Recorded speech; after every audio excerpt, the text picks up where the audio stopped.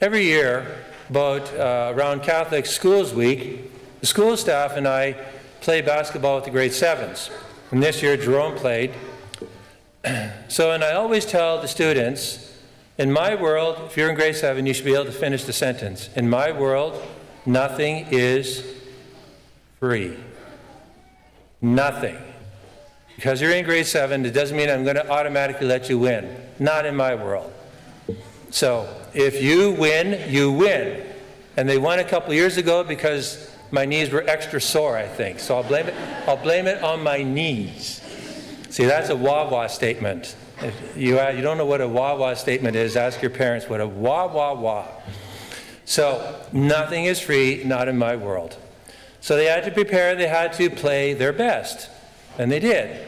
And they beat us. It will never happen again. But they did. It's a scar that I'm still working through my issues. So the point is, though, although losing always sucks, right? It does. And winning is always nice. But it can't be about winning or losing. It has to be about this. Did you bring your best? Did you bring your best? This is the mark of all champions, whether they win NBA titles or not. Husbands, priests, did you bring your best? You don't just show up half-hearted and expect victory, no matter what it is. And this is the connection, I believe, or one connection with the readings of the day. You cannot live the Christian life half-heartedly and expect to, quote-unquote, win, to be happy. Nothing is free. In today's gospel, Jesus says, "You have heard that it was said, but I say to you." So he doesn't lower the standards, he actually raises the standards. And if you go to the end, he's very demanding. But if you go to the end, people aren't angry. People are amazed. They're amazed at Jesus' teaching. They're not angry. He's just demanded more of them. They're not angry because they know he's the real deal, that he means what he says, he lives what he says. And they believe that it's possible with God's help to do this. So he raises it and he deepens it. It's no longer simply don't kill or refrain from evil actions, but don't let hatred reside in your heart, because that's where all the bad stuff leads to. Don't commit adultery, purify your interior life. And I would say a very simple formula: don't window shop. No window shopping.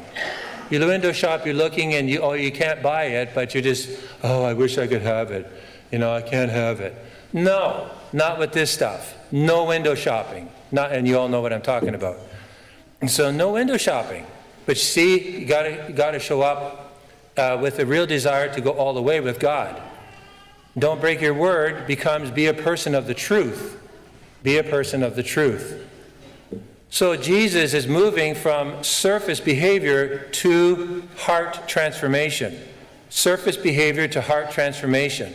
This is why the people, in part, were amazed at the end of the Sermon on the Mount.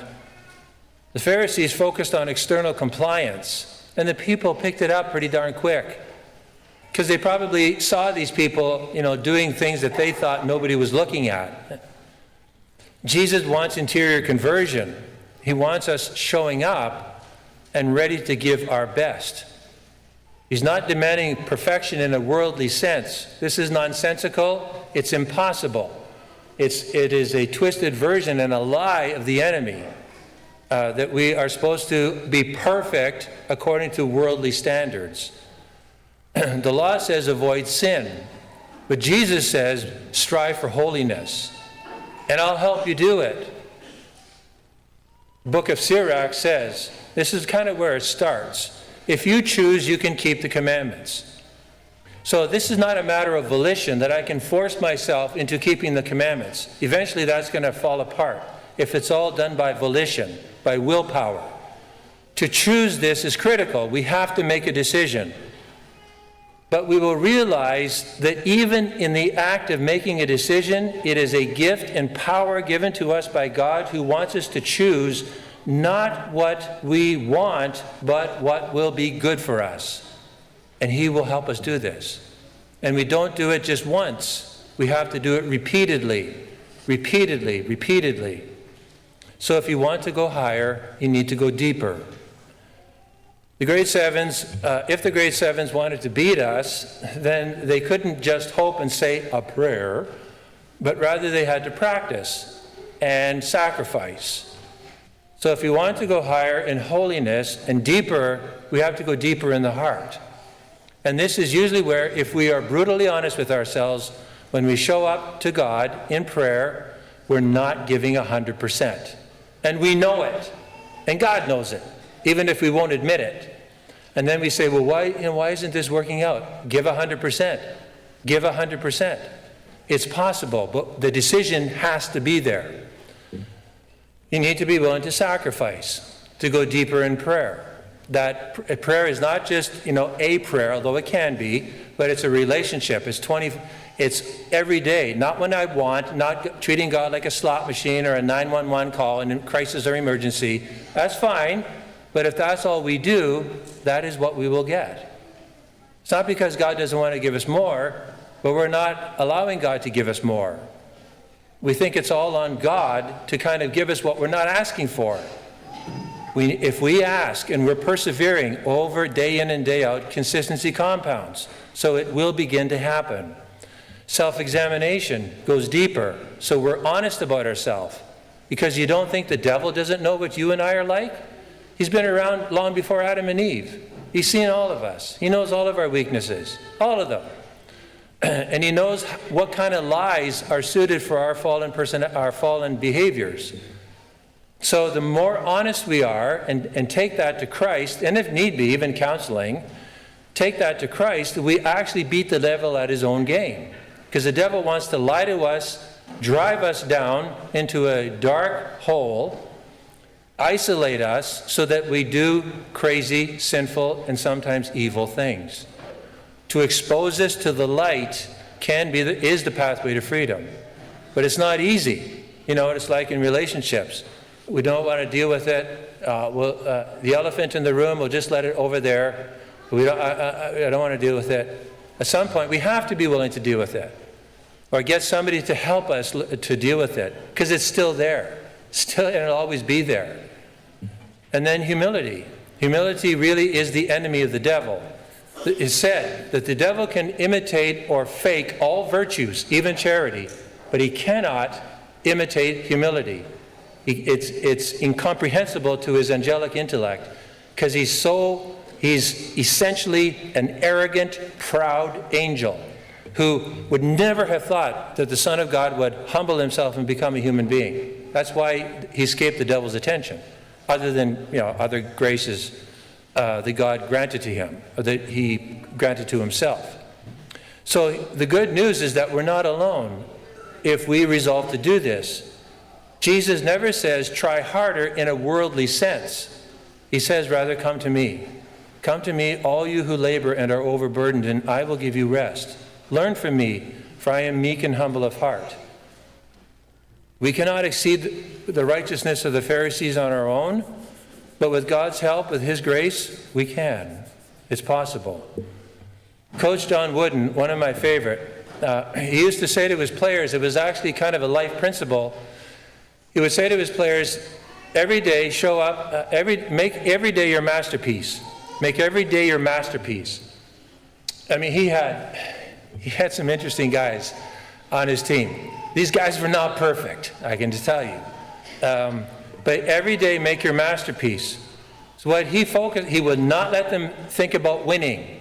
He wouldn't let them think about games. He wouldn't let them think about championships either. He would not talk about it. All the players say he never talked about it.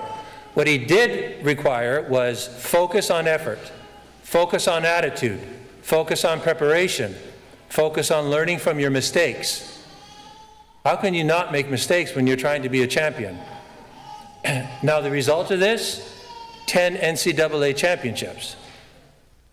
That's pretty good. I'll take that. But he never let them talk about winning. It was all show up, make every day your masterpiece. That's your focus. All the rest will take care of itself. He used to tell them all over and over and over again. The Christian life is essentially the same. God is not asking for perfection on our own. It's not possible. In fact, God knows this, that we're going to I would say something up, but I'll say mess up. He knows it. That's why he gave us 6 sacraments, right? He gave us 7. So he factored in our failures. 7. That one that we Catholics don't like, confession. But it's a sacrament that relieves so much for us. So God is not asking for perfection on your own. He is asking, did you bring your best today? Because I will give you in proportion to what you are bringing to me. I want to give you so much, but if you give me 80%, I give you 80%. But there's 20% that could just bring you over and help you to relax, not to try so hard in a human way. Did you open your heart to me in prayer, in the sacrament of reconciliation? Did you ask me for help? Not, every day, not just when you want to. This is how we exceed the righteousness of the Pharisees. So why should we consider doing this? Well, surface Christianity is exhausting. Surface Christianity is exhausting. Trying to avoid sin without love becomes extraordinarily burdensome and heavy. When we allow ourselves to actually fall in love with God, so much is taken off our shoulders. Trying to be or thinking we have to be perfect can be crippling, absolutely crippling. But when the heart opens up to grace, when we choose Jesus Christ, I choose, I want everything, I want it all the way. We realize later on that's even a gift that we have responded to from God. But it is our decision. Anger becomes mercy. Some people are weighed down so much by the inability to forgive. Lust becomes reverence to see the other person for who they are, not what I, in my stupid, diabolical, moronic, narcissistic fantasies think I can get out of that person. And that's exactly what they are. Call them by every ugly name in the book. Because once you negotiate with this stuff, you're done. Right? We're just human beings. 66, you learn a few things. All right? Fear becomes trust. So we fear God. We're so frightened of him at times. A lie of the enemy. A lie of the enemy. When we open our hearts, when we tell Christ we want to open our hearts to him, we become lighter, more joyful, more peaceful. And that's what's in it for each and every one of us. So for those in the rite of the acceptance, a few things that I address specifically to you. Today, you're not signing up for a bunch of rules, although we have them, that's for sure. But every marriage has rules, right? Some are spoken, and some are not spoken until you break them. And then when you break the unspoken ones, you're reminded of what the rules are, right? So every love has rules, but you're not signing up for rules. You don't want to marry somebody who's just going to follow the rules. You want somebody who loves you and is going to go beyond the rules. The rules they're there, but you go beyond the rules. You are opening your heart to a relationship. And Jesus does not want simple compliance. He wants communion. He wants friendship. That's what he really, really wants. So the practical question is, how do you live this? How do you live this? I would say we bring our best. Make every day your masterpiece. Not 90%, but he won't never turn away if you give 90%, but he's going to ask you for 100%. Not half-hearted, not a minimum Catholic. Bring your best and then ask Jesus to do what you cannot. If you want to go higher, you need to go deeper. And so the takeaways for everybody is every night this week for the adults. Remember last week I said, I will, I did. Ask yourself one question before bed. Did I love today or follow the rules? Because if it's all about following the rules, you won't last. And you'll have a deep-seated resentment, right? You'll all have it. Did I love? It changes everything. Or did I just follow the rules? Then ask Jesus, where do you want me to go deeper in my heart? Where do you want me to go deeper in my heart? For the youth, before school or before bed, pray this. Jesus, help me to bring my best today. Help me to bring my best, which doesn't mean my perfect. It means my best. Your best in kindness, in effort, in truth. And when you fail, and you will, as adults, we have to prepare young people for failing. It's one of the reasons I hunt for books on how to draw profit from failing. There's nobody successful in business, no one who has not failed and failed many times miserably. There's no great athlete, Kobe Bryant, some great stories, Michael Jordan, all these great titans in the sports field. Every one of them has failed many times. This is one of the books that I like to read most, Failing Forward, John Maxwell. It's how he draws profit from failing. Because he said it's a huge thing. We all have to deal with failing. It's a great book, Failing Forward. He's written another one that's coming up on kind of the same idea with his new ideas, because that was written about 7 years ago. And this is one of my favorite quotes from Venerable Bruno Lantari. I pray this often. He says, "If I should fail 1,000 times a day, 1,000 times a day, I will begin again with a new awareness of my weakness, promising God with a peaceful heart to amend my life." So you can say with confidence, it's not 1,000 yet. And if it is, He'll make allowance for 1,001. Not 1,000 yet.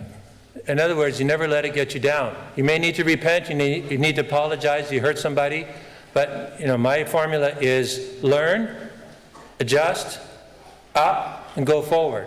Learn, adjust, up, and go forward. And beat off any, I can't do it, it's not worth it. Beat it off, because that's what's going to bite at you, right? So, final thought, nothing is free. Christian life is not casual. Although I think we can get to a place where we're because we're really trying to open ourselves to Christ's power, there's a certain serenity that comes with this. So, when you bring your best, the grace of Jesus Christ, truly, His power enters your life. And His grace goes further than your effort ever could. If we want to go higher in holiness, we all need to try and go deeper in love. And if we open our hearts and ask Him to help us, He will help you, and He'll never stop helping you.